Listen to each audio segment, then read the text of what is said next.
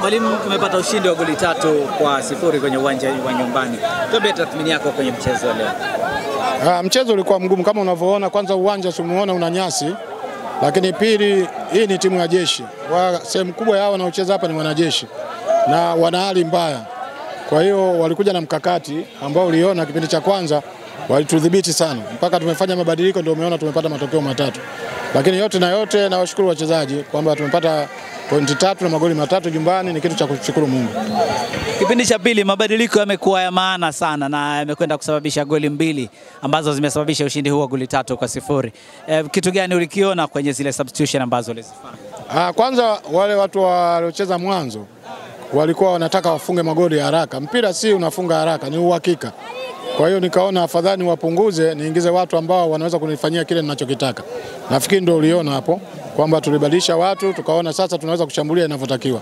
Kwa hiyo hayo, lakini ni mambo yanatokea kwenye mchezo wa mpira. Baada ya mchezo huu una utazamaji mchezo ujao na maandalizi yakoje kuelekea kwenye mchezo huu? Kwanza nimshukuru Mungu kwa mchezo huu, nimepata pointi 3. Sasa hivi nakwenda Dar es Salaam kucheza na Kiruvya. Kiruvya nao wako kwenye hali mbaya na ni timu ya jeshi. Unajua timu za jeshi wako very determined, huwa hawakubali kushindwa.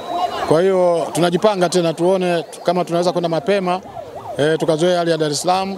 Basi nafikiri tutapambana kama tulivyopambana hapa ili tupate pointi 3, tufikishe 40 kabla tujakuja kucheza tena hapa nyumbani. Kitu gani kikuwa sawa? Ni kama kwenye kipindi cha kwanza ulifanikiwa deficit ikawa ni goli 1. Kipindi cha pili goli 2 umeruhusu. Changamoto ilikuwa eneo gani? Changamoto ni defense haikuwa organized vizuri. Kwa hiyo na tumeruhusu magoli 2 kipindi cha pili. Tumepoteza magoli 3-0. Kitu gani kuna kitu chochote ambacho kimefanywa na wachezaji mpaka ukawa unajiuliza hiki ndicho ambacho nilifundisha kwenye uwanja wa mazoezi? Na makosa kwenye mpira, makosa unaweza kufundisha hiki kwenye mechi katokea kingine, ndo mpira ulivyo. Hamna mtu ambaye anataka kufanya vibaya. Mara baada ya mchezo huu sasa mipango yako ipoje kuelekea kwenye mechi? Naenda kucheza na Mbeya City nyumbani. Na sisi tunapambana kwa sababu tuko kwenye hali sio nzuri. Tunapambana kujinasua. Mbeya City ni miongoni mwa timu ambazo sasa hivi zipo kwenye hali nzuri. Unafikiri mchezo utakuwa mgumu kiasi gani? Mchezo utakuwa mgumu kwa sababu na sisi tunataka tujinasue sehemu tulipo. Neno lako kwa mashabiki wa Transit? Bado tunapambana. Bado tunapambana kuhakikisha timu inabakia. Matokeo mazuri, tumeshinda 3-0. Timu ina mwendelezo mzuri kwa sasa. Yaani mwanzoni tungeanza vizuri kama hivi, yaani mambo yangekuwa hivi.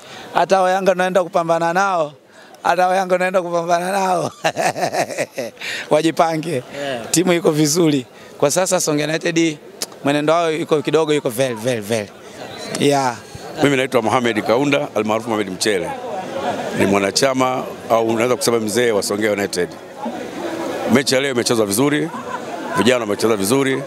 Kuna vitu tu vidogo tunafikiri timu yangu inshallah mwaka inaweza kuwa mzuri zaidi. Kitu gani hasa kimekufurahisha kwenye mchezo? Vijana kusema kweli wamecheza mpira mzuri sana. Tofauti na nilivyoenda kucheza Arusha, mechi ya pili ilikuwa sio mzuri sana kwetu. Lakini wamecheza Mbeya, wameanza kubadilika na leo wamebadilika zaidi, hasa wakicheza nyumbani na mashabiki wengi sasa hivi wameanza kukubali timu ya Songea United. Kwa hiyo ndio maana sasa hivi tunaona hata wachezaji wanacheza vizuri. Mchezo unaofuata wa Songea United kwenye upande wa FA ni dhidi ya Yanga, moja kati ya mechi kubwa. Neno lako kwa wachezaji wa Songea United kuelekea kwenye mchezo? Neno langu kwa Songea United, kwanza ni mchezo ambao unatakiwa wakajitangaze, wakacheze mpira mzuri zaidi, wakajitume, kwa sababu timu zile kitu kikubwa unatakiwa ukajitume, ucheze mtu na mtu, wale usiwaachie wacheze peke yao. Ukacheza pia mnapigwa hata 10, lakini wao wanatakiwa, zamani tulikuwa tunasema unakaba chama na Mogela. Yaani akiwa mchezaji wa Yanga ndio mchezaji wa pili pale. Kwa hiyo mimi nafikiri tunaweza kuwawini na tunaweza kujifunza vivyo kwa timu yetu ya Songea United. Kwanza ni kujitangaza, tumekutana na timu kubwa na itatufanya wachezaji wetu wao na busara zaidi kwamba tumewahi kucheza na Yanga. Kwa hiyo ni kitu kikubwa sana kwetu sisi kucheza na timu ya Yanga. Ni fursa kwetu sisi.